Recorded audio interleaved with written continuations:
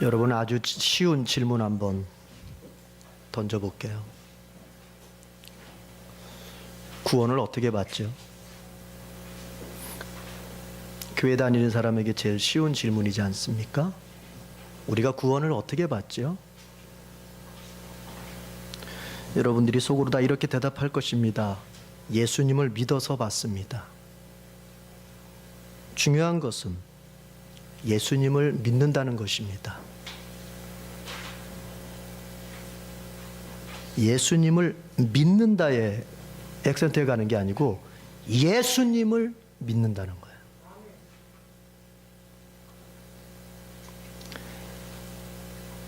우리가 받는 구원은 예수님을 믿어서 받는 것이지 그분의 일부 특정한 사역만을 믿어서 받는 게 아닙니다.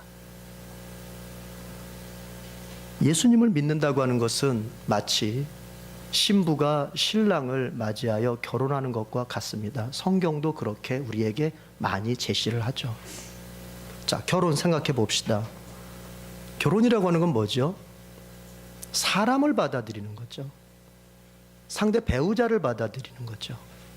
그런데 만약 결혼하려고 하는 사람들 가운데서 그 사람 자체가 좋아서 결혼을 하지 않고 다른 조건, 그 사람의 학벌이나 그 사람의 경제력이나 그 사람의 외모, 집안만을 고려해서 결혼하면 그 결혼은 바른 결혼으로 성립될 수가 없습니다. 결혼이라고 하는 건 결국 사람을 받아들이는 거예요. 그래서 그 사람을 받아들이다 보니 그 사람이 안고 있는 조건들도 받아들이게 되는 것이지, 만약 결혼이라고 하는 것이 사람을 받아들이는 게 아니고 그 사람이 가지고 있는 어떤 특정한 조건들만 일부 포장해서 받아들인다면 그 결혼 생활은 아마 갈등으로 점철될 것이 뻔한 일입니다. 예수님을 믿는 것도 마찬가지예요. 예수님을 믿는다고 하는 것은 그분 자신, 예수님 자신을 받아들이는 것이지 그분의 어떤 십자가 죄 용서 조건만 골라서 받아들이는 게 아니에요. 그렇게 신앙생활하다 보면 바꿔 말해서 예수님 자신을 받아들이는 게 아니라 예수님의 조건 중 십자가 죄 용서 조건만 골라서 받아들여 신앙생활하는 사람들은 신앙생활 하다 보면 신앙생활 중에 자꾸 예수님하고 갈등이 생기게 됩니다. 예를 들어 이런 거예요. 내가 예수님을 영접했어요. 교회를 다녀요. 그런데도 이 사람 마음속에는 자기 욕망대로 여전히 살고 싶은 마음이 커요. 그래서 자기 욕망대로 살아요. 쉽게 말해서 예수님을 영접했다고는 하지만 자기 마음대로 살아요. 그러면 교회가, 주님이 교회를 통해서 그 사람에게 권면하고 가르칩니다. 예수 믿는 사람이 그렇게 살면 안 됩니다. 욕망을 절제하고 이제 예수님이 원하시는 대로 순종하며 살아야 돼요. 이렇게 가르칩니다. 그러면 그 사람은 뭘 떠올리냐면은 예수님의 십자가의 은혜를 떠올립니다. 아니, 십자가에서 난리의 생명까지 주신 분이 아무렴 내가 이렇게 나를 이렇게 갈등스럽게 만들고 나를 이렇게 고통스럽게 만들기까지 하면서 나의 이런 면들을 못하게 하실까? 무슨 말씀인지 이해하시겠어요? 그 사람은 왜 그런 일이 벌어집니까? 이런 사람들이 있어요. 신앙생활은 하고 싶다. 기독교 신앙은 갖고 싶다. 그런데 제도권 내에 교회는 들어가기 싫다. 여러분, 그게 뭔지 아세요? 내 마음대로 신앙생활을 하고 싶다는 얘기예요.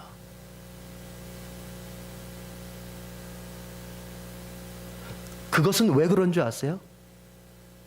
예수님 자신을 받아들이는 것이 아니라 예수님이 가지고 있는 조건 중에서 좋은 것들만 내가 골라서 먹겠다고 하는 심보가 그 안에 있는 거예요. 여러분, 데이비드 웰스라고 하는 아주 저명한 신학자는 이런 얘기를 했어요. 회심은, 바꿔 말하면 회개는 주인을 바꾸는 것이다. 맞는 말입니다. 예수님을 믿기 위해서는 우리가 회개합니다. 그 회개가 뭘까요? 그 회개는 주인을 바꾸는 거예요. 주인이 바뀌지 않는 한 그 사람은 회심한 사람이 아니고 주인을 바뀌지 않는 한 그 사람은 진정으로 예수님을 영접한 사람이 아닙니다. 예수님을 믿기로 작정하고 회심하는 것은 지금까지 나의 삶을 주관했던 그 주인을 바꾸는 작업이에요. 여러분, 이 말이 어렵습니까? 제가 아주 쉽게 말씀드릴게요. 따라해 봅시다. 예수 믿는 것은 주인을 바꾸는 것이다. 쉽게 정의하면 그거예요. 어떤 사람들이 예수 믿는 것은 영혼이 잘 되고 더 나아가서 범사가 잘 열리고 육신은 늘 치료받아서 강건해지고 질병도 없고 병도 없는 그런 상태로 살아가는 거라고 얘기할지 모르지만 성경 그렇게 말하지 않습니다. 하나님의 말씀은 예수 믿는 것은 주인을 바꾸는 거라고 얘기하고 있어요. 누구에서 누구로 바뀝니까? 나에서 예수님으로 바꾸는 거예요. 돈만 의지했던 살았던 사람은 돈에서 예수님으로 주인이 바뀌어야 되는 거예요. 내 욕망의 만족, 내 욕망의 충족이 항상 내 인생의 주된 관심사였다면 그는 내 욕망 충족에서 예수님으로 주인이 바뀌는 거예요. 그게 회개한 거고 그게 예수 믿는 거예요. 이스라엘 백성들이 홍해를 건너서 출애굽을 했습니다. 그리고 시내산에 도착했습니다. 시내산에 도착해서 약 1년 가까이 머물면서 하나님과 언약을 세웁니다. 구원받은 백성으로서 언약을 세웁니다. 그때 언약할 때 주신 것이 십계명인데 십계명의 그 맨 처음 말이 어떻게 됩니까? 나는 너희의 하나님이 되고 너희는 나의 백성이 될 것이다. 하나님과 이스라엘 백성 사이에 구원받은 이스라엘 백성 언약을 맺을 때 하나님이 하셨단 말은 다른 게 아니었어요. 나는 너희의 하나님이 되고 너희는 나의 백성이 될 것이다. 이 말을 쉽게 해보겠습니다. 이제 내가 너희의 새로운 주인이 되었다는 말이에요.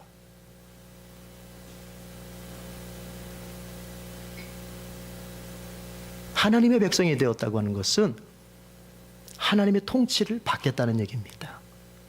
예수 믿겠다고 작정하는 것은 예수님의 통치를 받겠다는 얘기입니다. 그게 예수 믿는 거예요. 주인이 바뀌어야 돼요. 그럼 어떤 사람이 나 예수님 믿어요 이렇게 말하는 사람이 있다고 봤을 때 그 사람이 정말 주인을 바꾸어서 예수 믿는 사람인지 아니면은 그냥 예수 믿는 척 착각하면서 교회 생활하는 사람인지 어떻게 구별할 수 있을까요? 그건 구별이 됩니다. 그 사람이 정말 주인을 바꾼 예수 믿는 사람인지 아니면 주인을 바꾸지 않은 채 예수 믿겠다고 따라다니는 사람인지 구별이 된다니까요. 어떻게 해요? 그 사람의 삶의 방식을 들여다보면 알아요. 그 사람의 삶의 방식이 바뀌었는지 아닌지를 보면 알아요. 여러분, 주인이 바뀌면 삶의 방식이 바뀌게 돼 있는 거예요. 아니, 일개 대통령이 바뀌어도 나라 안의 모든 정치 체계들이 그 나라의 모든 법 체계들이 약간 영향을 받고 바뀌는데 내 주인이 바뀌면 내 삶의 방식이 바뀌겠어요? 안 바뀌겠어요? 바뀌는 거예요. 그래서 누군가가 예수 믿는다고 말하는데 그의 삶의 방식이 바뀌어간다. 그 사람 예수 믿는 사람 맞아요. 왜요? 예수님이 그 사람의 주인 되었기 때문에. 그러나 예수 믿는다고 말하지만 삶의 방식이 여전히 자기의 삶의 방식이고 자기가 주인된 삶의 방식이고 자기 욕망이 충족되는 삶의 방식이라면 그 사람은 예수 믿는 거 아니에요. 그렇다고 해서 우리가 하루아침에 천사가 되어서 모든 삶이 주인이신 예수님께서 원하시는 대로 살게 된다는 얘기가 아닙니다. 어떤 부분의 삶의 방식은 주인이신 예수님이 원하시는 대로 쉽게 바꿀 수도 있지만 어떤 부분의 삶의 방식은 쉽게 바뀌기가 어려운 것도 있지요. 그러나 분명한 것은 바뀌기가 쉽지 않은 것에 대해서는 시간을 두고 어쨌든 주님이 원하시니까 시간을 두고 바꾸려고 노력은 합니다. 그것조차도 없다면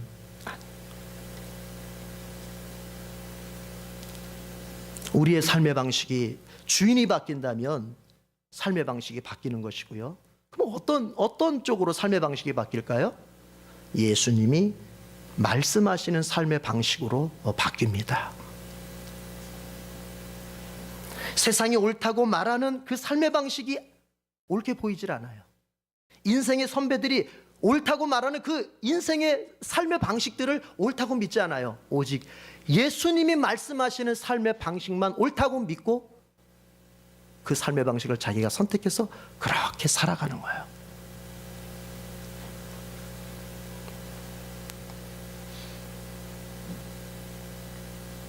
그래서 여러분 자신 스스로가 내가 정말 예수님을 믿는 사람인지 아닌지 헷갈리거든 스스로에게 이런 질문을 던져보세요. 나는 예수님의 삶의 방식을 배우고 싶어 하고 그 방식대로 살고 싶어 하는지를 물어보세요. 만약에 그 질문 앞에 예스라고 말하는 사람은 예수님을 믿는 사람입니다. 그러나 노라고 한다면 그 사람은 아직 안 믿는 사람입니다. 교회를 다니든 안 다니든 관계없이.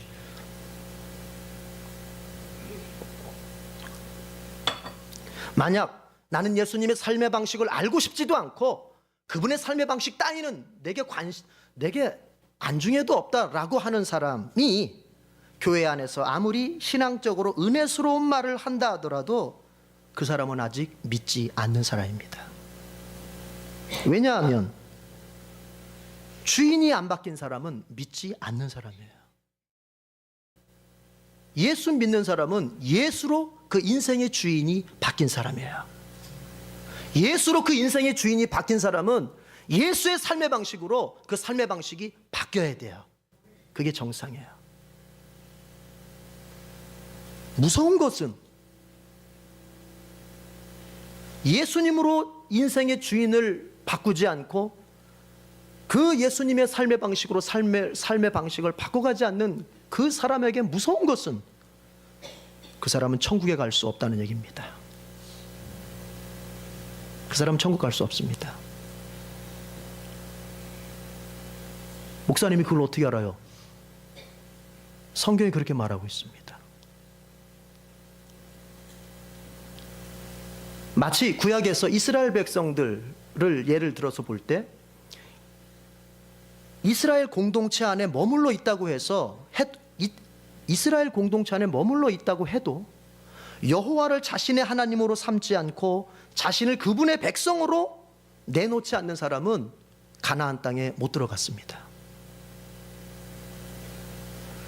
마치 그런 것처럼 예수님을 자기의 인생의 주인 삼지 않고 자신을 그분의 제자로 삼지 않는 사람은 천국에 들어갈 수 없습니다. 오직 예수님으로 자기의 인생의 주인을 바꾸고 그 주인이신 예수님께서 원하시는 삶의 방식대로 살아가려고 몸부림을 치는 사람, 그 사람만이 천국에 들어갈 수 있고 또 그 사람만 들어가는 게 맞는 거예요. 그게 예수 믿는 거기 때문에 그런 거예요. 우린 너무나 예수 믿는다는 것 가지고 말장난을 너무 심하게 많이 했어요.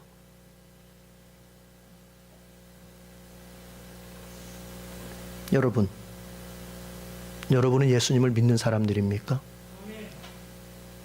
그렇다면 여러분의 인생의 주인은 예수님으로 바뀌어 있습니까? 여러분의 삶의 방식이 세상이 옳다고 인정하는 방식도 아니고 여러분의 인생의 선배가 가르쳐주는 방식, 그것도 옳다고 인정하지 않고 오직 나의 주인이신 예수님이 옳다고 인정하시는 그 방식을 따라서 살기로 마음에 작정을 했습니까? 그게 회심이고 그게 회개고 그게 예수님을 영접하는 거예요. 성경 그렇게 말해요. 그게 있지 않으면 그건 예수님을 믿는 게 아니라는 것입니다. 예수님께서 말씀하신 삶의 방식은 성경에 잘 나타나 있습니다. 그 중에 오늘 우리에게 교훈해 주시는 것은 결혼 생활에 대한 거예요. 결혼 생활. 이렇게 해야 된다, 저렇게 해야 된다 말할 수 있어요. 심지어는 사회학자, 심리학자 이런 사람들이 나와서 결혼 생활, 부부 생활 이렇게 된다고 말합니다. 그게 정답일까요? 예수님이 주인 되지 않는 사람에게는 그게 정답이고 거기에 귀가 쏠깃합니다. 그러나 자기의 인생의 주인을 예수님으로 바꾸고 예수님이 원하시는 삶의 방식대로 살아가려고 하는 사람에게는 오직 성경의 귀를 기울입니다. 주님께서 결혼 생활에 대해서 뭐라고 말씀하시는지 성경을 통해서 그것에 귀를 기울이게 된다는 얘기예요. 오늘 예수님께서 성경을 통해서 결혼 생활에 대해서 얘기해요. 고린도전서 자체가 그래요. 고린도전서가 16장까지 있는데 전반부에 해당하는 1장부터 6장까지는 바울이 고린도 교회의 교인 중에 한 사람인 글로에라고 하는 사람으로부터 고린도 교회가 많은 문제점들이 지금 발생하고 있다는 얘기를 듣게 돼요. 그 문제들이라고 하는 것이 분쟁, 음행, 그리고 어떤 성도 간의 소송 문제, 이런 것들이 터진 거예요. 그래서 바울은 1장에서 6장까지는 그런 문제점들에 대해서 책망하고 그리고 권면하는 내용들로 쓰여 있습니다. 그리고 이 고린도전서의 후반부라고 할 수 있는 7장에서 16장까지는 문제들이 아니라 고린도 교회의 교인들의 신앙적 질문에 대해서 바울이 답을 해주는 그런 내용으로 채워져 있습니다. 그 신앙적 질문이라고 하면은 결혼 생활, 그다음에 우상 제물 먹기, 영적인 은사, 그리고 봉헌 같은 이런 것들을 어떻게 바라보고 어떻게 우리가 행해가야 되는지에 대해서 물어봤던 거예요. 이런 전체적인 문맥하에서 고린도전서 7장은 성도의 결혼, 더 나아가서는 이혼, 이런 것들에 대해서 다루고 있어요. 제가 지난 시간에 말씀드렸지만 요즘에 설교 본문을 성서 정과를 통해서 뽑는다고 했잖아요. 그런데 마침 결혼에 대한 본문을 가지고 성서 정과가 차례가 됐더라고요. 우리가 얼마 전에 또 교회가 결혼식을 치르지 않습니까? 예, 참 하나님께서는 적당하게도 말씀을 주시네. 딱 맞게. 여러분, 결혼 생활이 참 중요한 주제인데 고린도 교인들이 바울 사도에게 결혼과 이혼에 관한 질문을 던졌던 배경에는 아마도 두 가지 측면이 작용했던 것 같아요. 첫 번째가 뭐냐면 그 당시에 팽배했던 극단적인 금욕주의, 예를 들어서 성생활은 죄야, 그래서 성생활을 하지 않는 것이 거룩한 것이고 성생활을 하지 않는 것이 하나님을 잘 믿는 거야, 이런 어떤 극단적인 금욕주의가 팽배했어요. 또 하나는 임박한 종말사상, 주님께서 곧 오신다, 주님께서 곧 오시면은 이 세상은 곧 멸망하게 된다, 이런 임박한 종말사상으로 인해서 성도들 사이에서 의문점이 생긴 게 뭐냐면 이런 상황 속에서 예수 믿는 사람들이 꼭 결혼할 필요가 있나, 이런 질문을 가졌던 거예요. 첫 번째가 그거예요. 결혼은 꼭 해야 되는 건가, 이런 얘기했습니다. 두 번째는 뭐냐면 여러분, 당시 헬라 문화라고 하는 것은 굉장히 성적으로 타락한 문화예요. 그래서 이 여자랑 살다가 마음에 안 들어버리면 이 여자 버리고 마음에 드는 다른 여자를 얼마든지 선택해서 살 수 있어요. 여러분, 그리스 신화를 보세요. 책을 읽어보세요. 신들이라고 하는 자체가 문란해요, 성적으로. 그걸 애들한테 읽히자니 참 그런 것도 웃긴 거죠. 헬라 문화 자체가 성적으로 문란해요. 그래서 그 헬라에 알렉산더에 의해서 헬라 문화가 급진적으로 세계에 퍼져갔고 그 헬라 문화의 영향을 받은 곳곳마다 이혼이 밥 먹듯이 돼버리는 거예요. 그때는 남자의 힘이 우월할 때 아닙니까? 가부장적 사회 아닙니까? 데리고 살다가 마음에 안 들면 그냥 다른 여자 또 데리고 사는 거예요. 사회 자체가 그랬어요. 그런 분위기, 그러니까 이혼이 쉬워지는 그런 분위기 속에서 성도들도, 예수 믿는 성도들도 신앙상의 이유이긴 하지만 이혼을 너무 쉽게 생각했던 거예요. 그래서 바울에게 이제 이 사람들은 이 결혼 생활 그리고 이혼이라고 하는 거, 이거 어떻게 받아들여야 되나, 이 질문을 던졌던 거고 바울은 그 부분에 대해서 설명을 했던 것입니다. 그래서 7장 전체를 볼 것 같으면 결혼과 이혼에 대한 얘기를 하고 있어요. 그걸 좀 더 얘기해 봅시다, 나눠서. 7장 1절부터 7절까지는 결혼과 부부의 성생활에 대한 전반적인 권면이에요, 바울의. 그러니까 참 목회자가 이 성생활까지도 권면을 해줘야 되고. 왜 그럴까요? 그게 맞는 거예요. 사탄이 그것으로 틈을 타기 때문에 그렇습니다. 여러분, 영적인 문제가 영적인 것으로서만 생긴다고 생각하십니까? 그것보다는 오히려 육적인 부분들을 잘못 다뤘을 때 영적으로 큰 피해가 일어나고 큰 문제가 생겨요. 거기에서 이렇게 얘기합니다. 이제 부부가 결혼을 하게 되면 서로에 대해서 성적인 의무를 다하라, 이런 얘기를 하는 거예요. 남편도 자기 마음대로 몸을 주장하지 말고 아내도 자기 마음대로 몸을 주장하지 말고 서로가 서로에게 의무를 다하라는 거예요.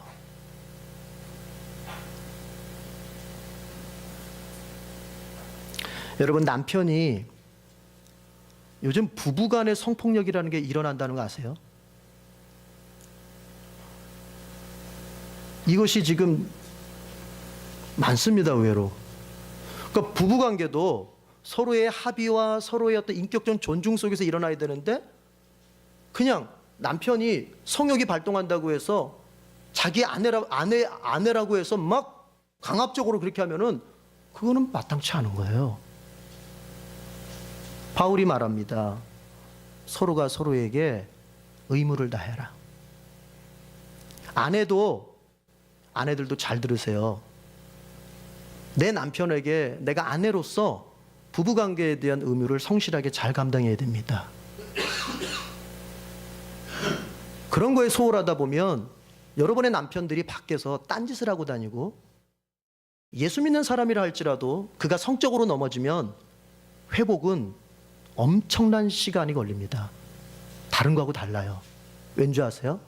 바울이 이런 얘기를 하죠. 인간이 짓는 모든 죄는 그 사람 몸 밖에서 일어나는 일이다. 그러나 성적인 죄는 그 사람 몸 안에 일어나는 일이다. 그 흔적이 더 오래가고 그 영향력은 더 크다는 얘기예요. 오직에서는 바울이 이렇게 얘기합니까? 성생활이라고 하는 것은 한 영혼이 되는 것이다, 이렇게 얘기를 했어요. 남자들이 잘 들으세요. 남자들이 밖에 나가서 딴 여자와 잠자리를 하는 것은 그 여인과 한 영혼이 되는 거예요.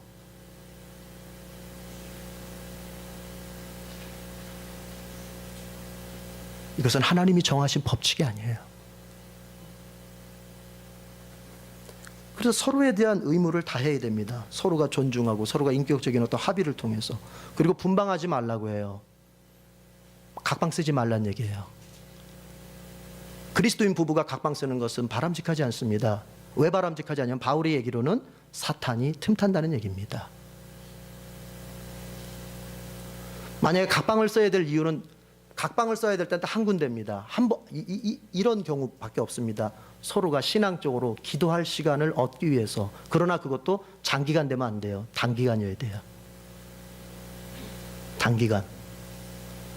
그러니까 무한정. 여보, 내가 하나님 앞에 기도할 게 있는데 그때까지 우리 각방 씁시다. 언제요? 몰라. 응답 올 때까지. 그러면 돼요, 안 돼요? 안 된다는 얘기예요. 무한정하면 안 된다는 거예요. 기간을 정해놓고. 왜? 그렇게 되지 못했을 경우, 음행을 참지 못해서 여자들이 사탄의 그 꾀임에 넘어지게, 가정은 망가지게 되는 거예요. 바울은 인간 본연의 모습을 인정하면서 얘기해 주는 거예요. 여러분이 예수 믿고 영적인 신앙의 길에 들어섰다고 해서 여러분들이 육적인 삶을 무시하면서 살 수는 없거든요. 그래서 여러분, 참 이런 분들이 있어요. 목사님들 중에서 이런 분들이 있어요. 밤만 되면 산에 가서 기도하시는 분들이 있어요. 밤만 되면 산기도 간다고. 물론 그럴 수 있죠. 뭐 일주일이면 일주일, 뭐 3일이면 3일. 그렇게 날을 정해놓고 가서 산에 가서 기도하고 그럴 수 있죠. 그러나 그게 아니고 허구한 날 밤만 되면 산기도하러 가. 그리고 자기 와이프는 허구한 날 독수 공방하고 있어. 그러면 교인들이 볼 때는, 야, 우리 목사님 믿음 진짜 좋다, 기도 많이 하시는 분이야, 이렇게 좋아할지 모르지만 그 목사는 비성경적으로 신앙생활하는 사람입니다. 여러분, 좋은 믿음이라고 하는 것은 내 열심으로 하나님을 감동시키는 게, 그게 좋은 믿음이 아니라 성경이 하라고 하는 대로 신앙생활하는 게 좋은 믿음이에요.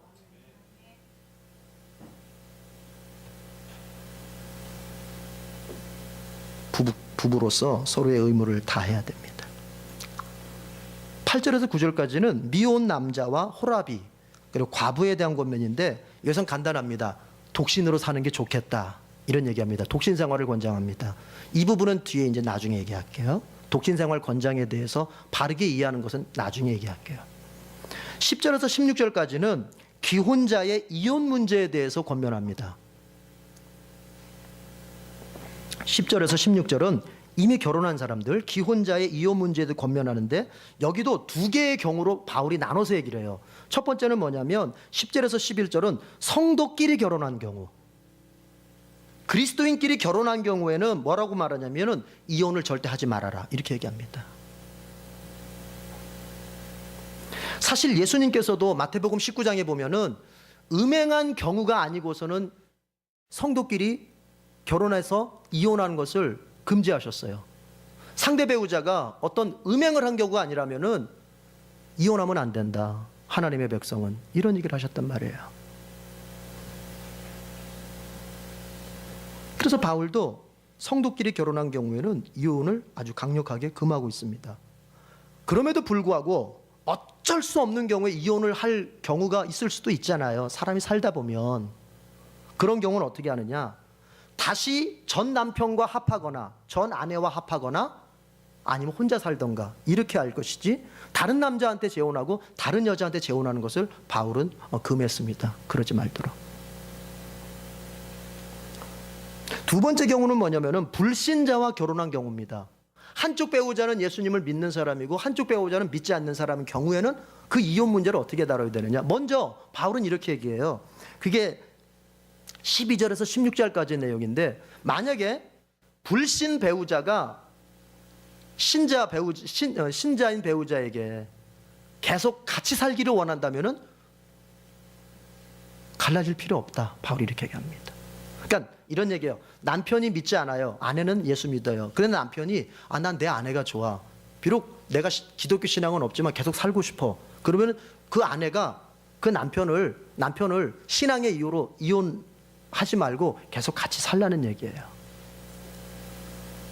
그 이유는 뭐냐면은 그 믿지 않는 남편이나 아내가 믿는 아내나 남편을 통해서 예수님을 믿게 될 수 있는 가능성이 높기 때문에 그런 거예요.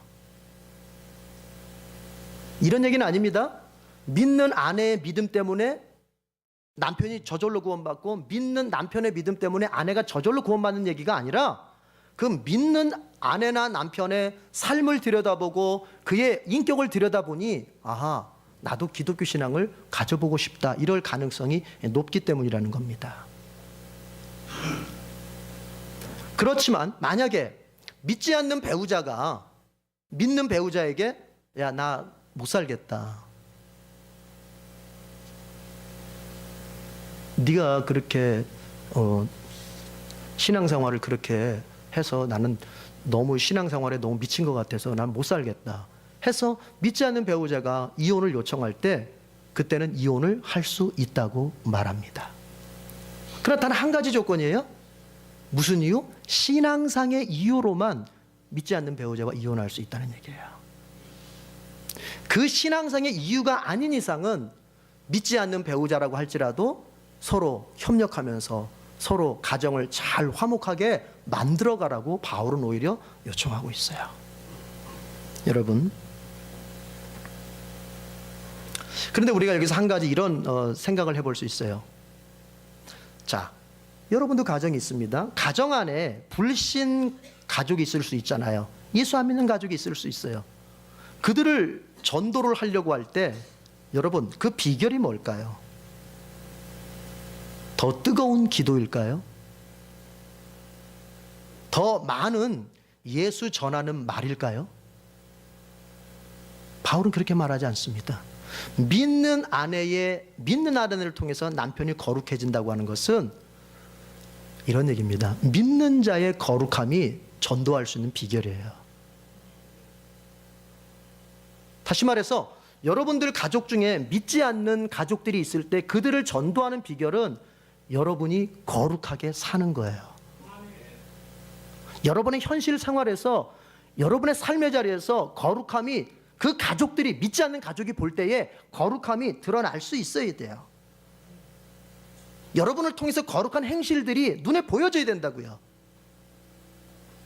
그 거룩함이 교회 다녀오는 주일에만 보이는 것도 아니고 성경 읽기나 기도가 갓 끝난 시간에만 보이는 그런 거룩함도 아닙니다.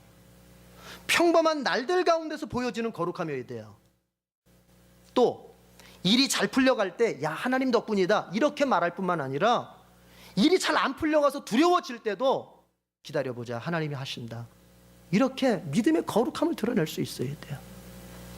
상대방이 내 마음을 기쁘게 해줄 때야 좋아가지고 믿는 자처럼 행동할 수 있지만, 상대방이 내 속을 팍팍 긁어놨을 때도 내가 믿는 자로서의 거룩한 행실을 포기하지 않고 나타내는 그 사람을 보고서 가족들이 믿게 되는 거예요.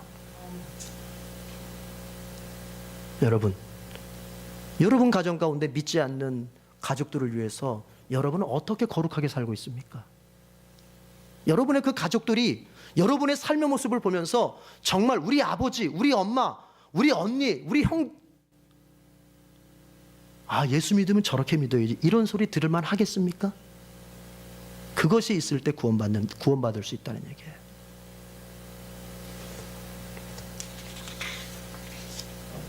자,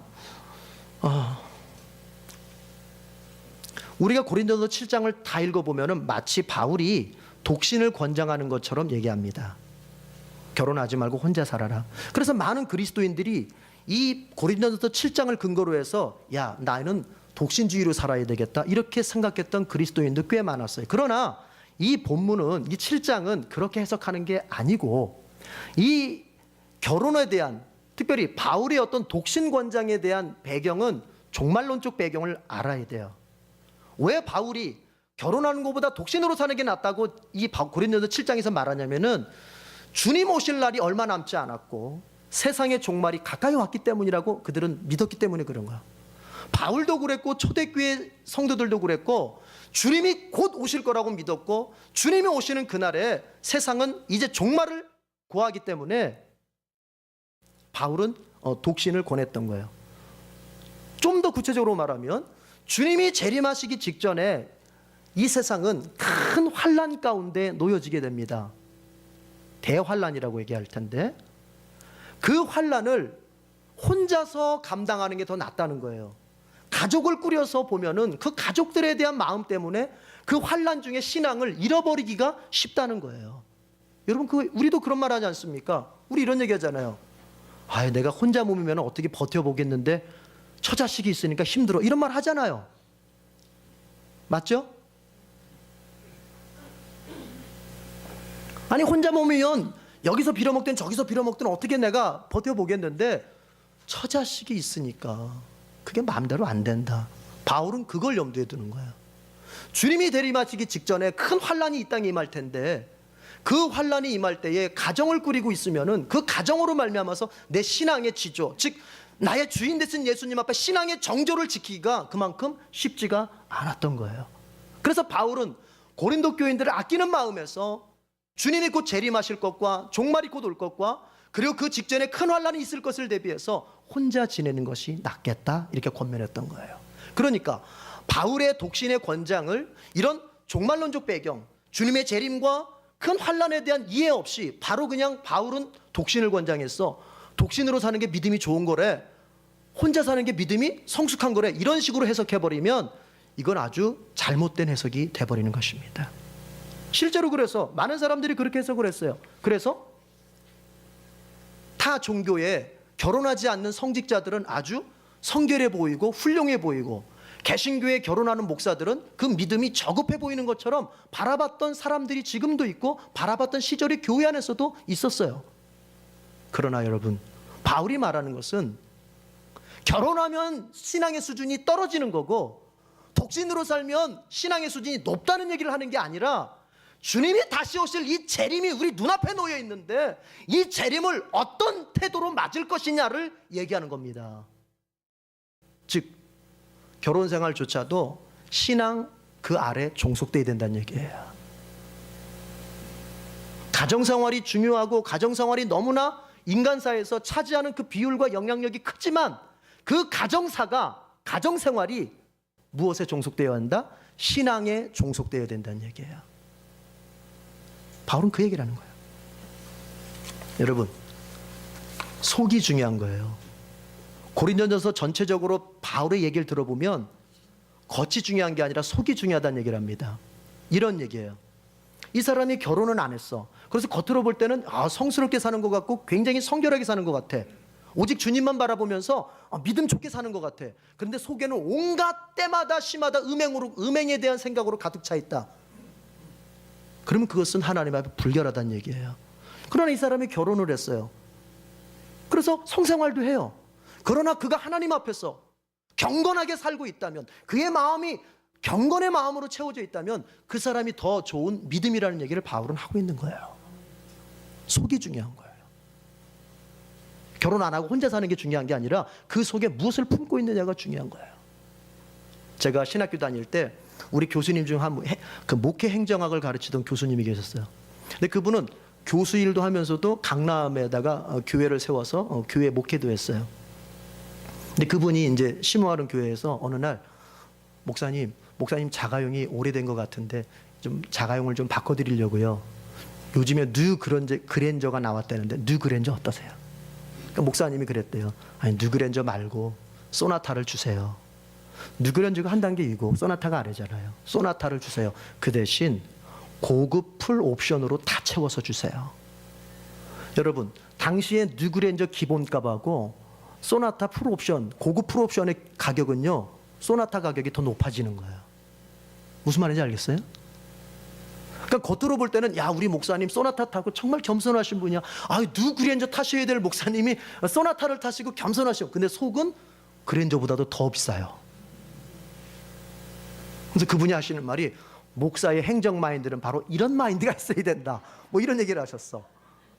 교인들 눈속이 말하는 얘기예요? 제가 드리고자 하는 말씀은 이겁니다. 겉으로 봐서는 몰라요. 타 종교의 어떤 분이 그분은 평생 티코를 타고 다녔다. 그래서 훌륭하다. 여러분, 티코 타고 다니기 때문에 훌륭한 겁니까? 그게 아니에요. 그분의 삶이 너무 훌륭했기 때문에 우리는 훌륭하다고 보는 거예요. 그분의 티코가 아니라 제일 비싼 차를 타도 그분의 인격, 우리 고인이 되신 김수환 추경영 같은 분, 그분의 인격, 그분의 삶이라면 그랜저를 타도 그분은 훌륭하신 거예요. 여러분, 겉이 중요한 게 아니고 그 사람 마음에 무엇을 품고 있고 그 사람이 어떻게 사느냐가 중요한 거예요. 바울이 우리에게 이렇게 얘기합니다. 형제들아, 내가 이 말을 하노니 그때가 단축하여 진고로, 그때라고 하는 것은 주님의 재림을 말하는 것입니다. 그 재림의 때가 이미 단축해졌다. 이제 곧 가까이 온다는 얘기예요. 그래서 이후부터는 안에 있는 자들은 없는 자들 같이 하라.